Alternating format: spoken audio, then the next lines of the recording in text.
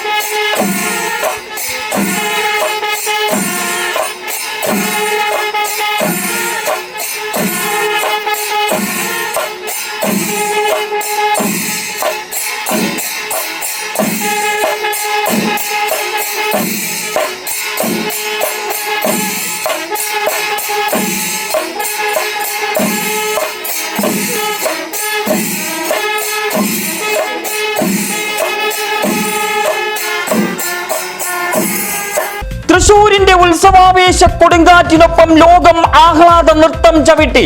വിശ്വപൂരത്തിന്റെ ആരവ കൊടുമുടിയേറി ശക്തന്റെ തട്ടകം. ഗജവീര ചന്തത്തിന്റെ മതിവരാ കാഴ്ചകൾ. മേളവും താളവും വർണ്ണം വാരി വിതറിയ കുടമാറ്റവും ആവോളം ആസ്വദിച്ച് ലോക ജനത. ഇലഞ്ഞിത്തറയിൽ പറയമേക്കാവിന് വേണ്ടി കിഴക്കൂട്ട് അനിയന്മാരാരും സംഘവും തീർത്തത് വിശ്വവിസ്മയം. കുഴൽ വിളിയോടെ ചെണ്ടപ്പുറത്ത് കോൽ വീണു. പിന്നെയെല്ലാം നടന്നത് ഉത്സവപ്രേമികൾ ആസ്വദിച്ചത് ശ്വാസം വിടാൻ പോലും മറന്ന്. പാണ്ടിമേളം ക്ഷേത്ര മതിലിനുള്ളിൽ അവതരിപ്പിക്കുന്നത് തൃശൂരിൽ മാത്രം.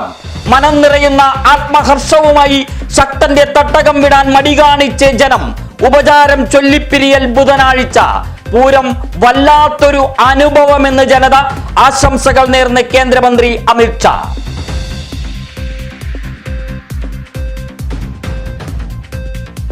ആഘോഷ ആരവമായി അടിപൊളി മധ്യവേനലവധിക്കാലം. ഇതാ വരുന്നു പരീക്ഷാ ഫലങ്ങൾ. SSLC ഫലം മെയ് 2ാം വാരത്തിൽ. +2 പരീക്ഷാ ഫലം മെയ് 21 പ്രഖ്യാപിക്കുമെന്ന് മന്ത്രി വി ശിവൻകുട്ടി. മൂല്യനിർണയം പൂർത്തിയായി. ഫലം കാത്തിരിക്കുന്നത് 4,44,707 വിദ്യാർത്ഥികൾ. മെയ് 14 മുതൽ +1 പ്രവേശന നടപടികൾ ആരംഭിക്കും. മുണ്ടത്തിക്കോടിന്റെ സമസ്ത മേഖലയിലും നിറസാന്നിധ്യമായിരുന്ന PS മോഹൻദാസിന്റെ ദീപ്ത സ്മരണയിൽ നാട്. മുൻ പഞ്ചായത്ത് പ്രസിഡന്റായിരുന്ന വികസന ശില്പിയുടെ ഓർമ്മ ദിനത്തിൽ സ്മരണാഞ്ജലി. കോൺഗ്രസിന്റെ നേതൃത്വത്തിൽ അത്താണിയിൽ അനുസ്മരണ സമ്മേളനം. UDF ജില്ലാ ചെയർമാൻ മുൻ MLA TV ചന്ദ്രമോഹൻ ഉദ്ഘാടനം ചെയ്തു. സംസ്ഥാനത്ത് തെരുവു നായ്ക്കൾ അനുദിനം വർദ്ധിച്ചു വരുന്നതായി കണക്കുകൾ. ജനകീയ ജീവിതം ദുരിതപൂർണമാകുന്നു. നായ്ക്കളുടെ ആക്രമണത്തിൽ പരിക്കേൽക്കുന്നവരുടെ എണ്ണവും പേവിഷബാധയേറ്റുള്ള മരണവും കേരളത്തിന് നാണക്കേട്. ഈ വർഷം ഇതുവരെ കടിയേറ്റ് ചികിത്സ തേടിയത് 1.5 ലക്ഷത്തിലധികം പേർ. നായ്ക്കളുടെ നിയന്ത്രണം നടപ്പിലാക്കാത്തത് സർക്കാരിന്റെ വീഴ്ച മൂലമെന്ന് ആരോപണം. സംസ്ഥാനത്ത് ഏകദേശം 2.8 ലക്ഷത്തോളം തെരുവു നായ്ക്കൾ. റാപ്പർ വീടിനെതിരെ പുലിപ്പല്ല് കേസ്. വനം വകുപ്പിന് ഗുരുതര വീഴ്ച സംഭവിച്ചു എന്ന് കണ്ടെത്തൽ. കോടനാട് റേഞ്ച് ഓഫീസർക്കെതിരെ നടപടി. മലയാറ്റൂർ ഡിവിഷന് പുറത്തേക്ക് സ്ഥലം മാറ്റും. ഉദ്യോഗസ്ഥന് സംഭവിച്ചത് വലിയ വീഴ്ചയെന്ന് മന്ത്രി AK ശശീന്ദ്രൻ.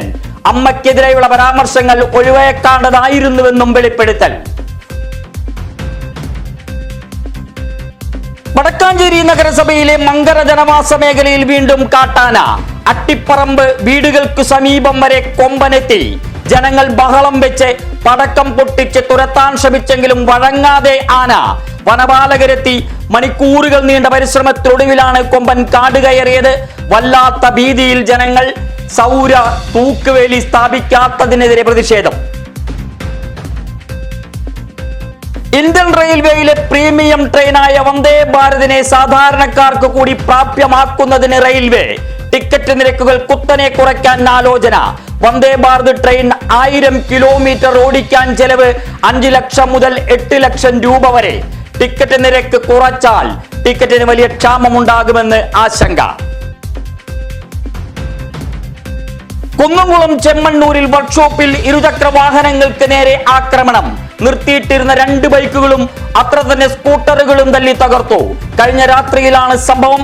കണിപ്പയ്യൂർ സ്വദേശികളായ യുവാക്കളാണ് ആക്രമണം നടത്തിയതെന്ന് ആരോപണം. വാഴാനി ഡാം ജലാശയം കുടിവെള്ളത്തിനായി കനാലിലൂടെ തുറന്നപ്പോൾ മാലിന്യവാഹിനിയായി കനാൽ. ഒരു വിഭാഗം ജനങ്ങൾ മാലിന്യ തൊട്ടിയാക്കി ജലമൊഴുക്കും വഴി. കുന്നുകൂടി മാലിന്യം തടസ്സപ്പെടുത്തുന്നു ജലമൊഴുക്ക്. പാർലിക്കാട് സംസ്ഥാന പാതയ്ക്ക് കുറുകയും അക്വാഡക്ട് പരിസരത്തും ജലമൊഴുക്ക് നിലച്ചു. കനാൽ ശുചീകരണത്തിന് നേതൃത്വം നൽകി നഗരസഭാ സ്ഥിരം സമിതി അധ്യക്ഷൻ PR അരവിന്ദാക്ഷനും സെക്രട്ടറി KK മനോജും. നേതൃത്വം നൽകി കണ്ടിജന്റ് ജീവനക്കാർ. കാനയിലേക്ക് മാലിന്യം നിക്ഷേപിച്ചാൽ ശക്തമായ നടപടിയെന്ന് സെക്രട്ടറി.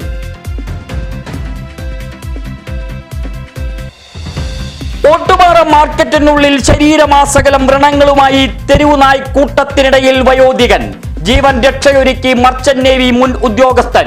ഉത്രാളിക്കാവിന് സമീപം പുത്തൻപുരയ്ക്കൽ സൈഫുദ്ദീനെ കാരുണ്യക്കരമൊരുക്കാൻ മാധ്യമ പ്രവർത്തകരും. സിറാജ് മാരാത്തും ശ്രീനാഥ് സുകുമാരനും ചേർന്ന് ജില്ലാ ആശുപത്രിയിലെത്തിച്ച വയോധികനെ മുളങ്ങുന്നത്തുകാവ് ഗവൺമെന്റ് മെഡിക്കൽ കോളേജിലേക്ക് മാറ്റി. സൈഫുദ്ദീന്റെ തങ്കമനസ്സിന് കൈയടിച്ച് നാട്.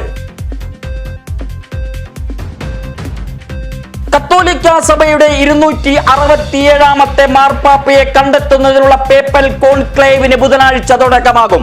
80 വയസ്സിൽ താഴെ പ്രായമുള്ള 133 കർദീനാൾമാർ കോൺക്ലേവിൽ കണ്ണികളാകും.